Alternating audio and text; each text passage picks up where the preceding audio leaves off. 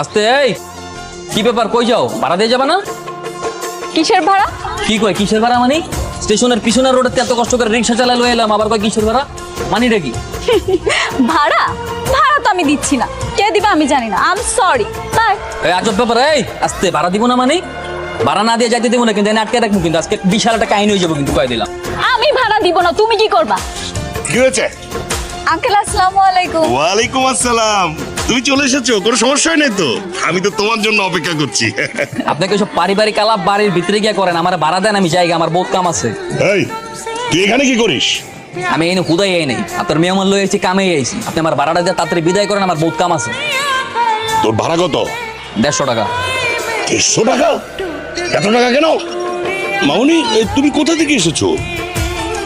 Uncle আমি তো স্টেশনের পেছনের রোড থেকে এসেছি। হ্যাঁ, স্টেশনের পেছনের রোড থেকে 150 টাকা ভাড়া নাকি? এই স্টেশনের পেছনের রোড থেকে 150 টাকা ভাড়া হয়? হ্যাঁ হয়, আমার রিক্সায় হয়। জিগাই ওটা নেই ওঠার সময় আপনি আমার তাড়াতাড়ি ভাড়াতে বিদায় করেন, নইলে কিন্তু আপনার বাসায় গিয়ে ধর্মঘট করবেন।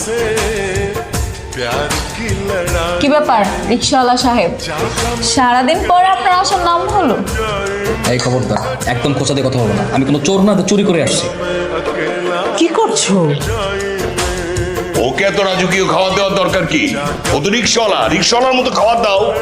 ঠিক আছে খেলাম না মা, আমার কোনো কিছু দেওয়া লাগবে না, তুমি আমার জন্য ডিম ভাজো আর পেঁয়াজ আর মরিচ নিয়ে এসো। তোমরা কি পাগলামি শুরু করেছো দুজন? পাগলামি করছি না, ওকে ডিম বাজিয়ে করে দাও, যাও।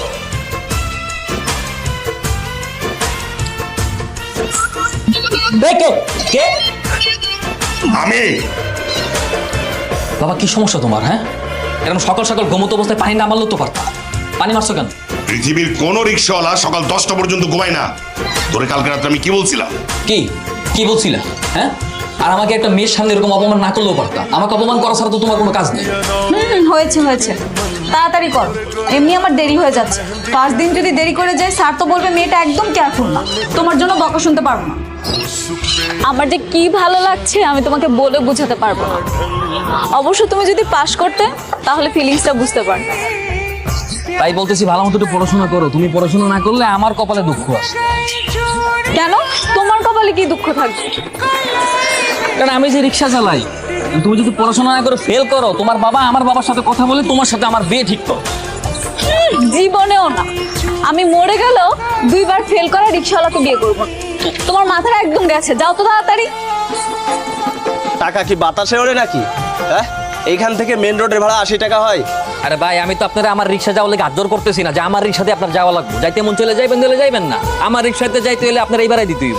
ওই মিয়া, আমি যাব কি না যাব এটা তো পরের কথা, আগে তুমি আমাকে এইটা কও, সামান্য রিক্সাওয়ালা হয়ে তুমি 20 টাকার ভাড়া 80 টাকা কেমনে চাইলা?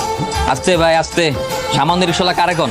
হ্যাঁ আপনি কাছে বহুত ভালো আছে, আপনাকে মতন না যে এসি রুমে বইয়া কম্পিউটার গুতাইয়া মানুষের বুঝন বুঝায় টাকা ইনকাম করি, বুঝেন নাই?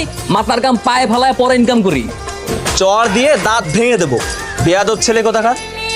এতই সোজা না? মানে রিক্সাওয়ালা দেখলেই পিড়াইতে মন চায়, রিক্সাওয়ালা পিড়াইতে হাত অনেক লম্বা হয়ে গেছে ভাই, আতামাগো আছে, স্বাস্থ্য গায়ের তুলে দেখেন না, এই আতলে বাসায় যেতে পারবেন না। আরে তো ভারী বেয়াদব ছেলে। এই তুমি আমার চেনো?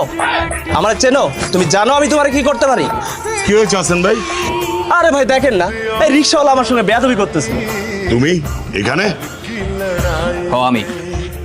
আপনি চেনেন নাকি? না না, চিনি না ওকে। আর ছেলেটা বেয়াদব, সবার সাথে বেয়াদবি করে।